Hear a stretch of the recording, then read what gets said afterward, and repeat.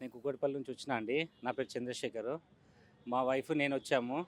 Actually ఇక్కడ ప్రసాదం అని చెప్పి చాలా రోజుల కిందటి నుంచి 1 వీక్ నుంచి చెప్పారు. చాలామంది భక్తులు నమ్మకంతోని మనకున్న ఫస్ట్ నుంచి ఉన్న నమ్మకంతోని జనాలు ఇక్కడికి రావడం జరిగింది.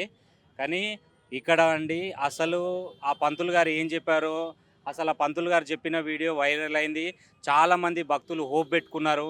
చాలామంది భక్తులు పిల్లలు లేరని చాలా ఏది ఇక్కడ అయితే ఇక్కడికి వస్తే మంచి జరుగుతుందని చాలామంది ఫ్యామిలీతోని చిన్న చిన్న పిల్లలతోని పొద్దున్న 5 గంటలకు నేను 5 గంటలకు బయలుదేరాను ఇంట్లో నుంచి.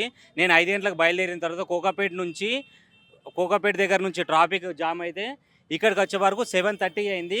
ఖమ్మం నుంచి మేము లోపలికి పోయే వరకు 8:30 అయింది. 8:30 నుంచి మా మిసెస్ లోపలికి వెళ్ళింది. మా మిసెస్ లోపలికి వెళ్ళిన తర్వాత 11:30, 12 వరకు లైన్లో ఉంది. లైన్లో చాలా తొక్కిసలాట జరిగింది. అసలు టెంపుల్లో ఎలాంటి సదుపాయాలు లేవు. ఏం పెట్టలేరు వాళ్ళు. వాళ్ళు ఏంటి అసలు, వాళ్ళు అసలు ఏమనుకున్నారు? అసలు వాటర్ లేదు, అసలు ఒక టెంటు లేదు, ఒక ఫెన్సింగ్ లేదు. జనాలు ఎట్లా వస్తారు, ఎట్లా పోతారు? అసలు ప్రసాదము మెయిన్ గుడిలో పెడతారా అండి? మెయిన్ గుడిలో ఎంతమంది పడతారు జనాలు? ఇంతమంది జనాలు వస్తే మెయిన్ గుడిలో పెడతారా ప్రసాదం? బయట అంత మంచి ఓపెన్ ప్లేస్ ఉంది. ఒక సైడ్ నుంచి ఎంట్రీ పెట్టి, ఒక సైడ్ నుంచి ఎగ్జిట్ పెట్టి, ఒక పద్ధతి పెట్టి, పైసలు ఖర్చు పెట్టి చేయాలి. ఏం చేస్తున్నారండి?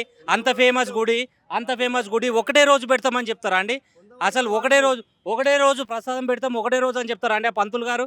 అసలు అసలు ఇంతమంది హైదరాబాద్ చుట్టుపక్కల ఎంతమంది పిల్లలు లేకుండా ఎంతమంది ఇబ్బందులు పడుతున్నారు, ఎంత అవగాహన లేకుండా ఇంత జనాలు కరీంనగర్ నుంచి, నిజామాబాద్ నుంచి, ఎక్కడెక్కడి నుంచో జనాలు వచ్చిర్రు. ఇంత ఫెసిలిటీస్ లేకుండా ఇంత ఘోరం అండి అసలు టెంపుల్ యాజమాన్యము. అసలు వాళ్ళు చాలామంది పడిపోయారు. అంబులెన్స్ వస్తే లోపలికి అంబులెన్స్ దగ్గర ఒక 50 మంది పడిపోతే ఇద్దరు ముగ్గురు సీరియస్ ఉంటే అంబులెన్స్ లోపల రావడానికి 3 అవర్స్ టైం పట్టింది. మెయిన్ రోడ్ ఖమ్మం నుంచి 3 అవర్స్ టైం పట్టింది.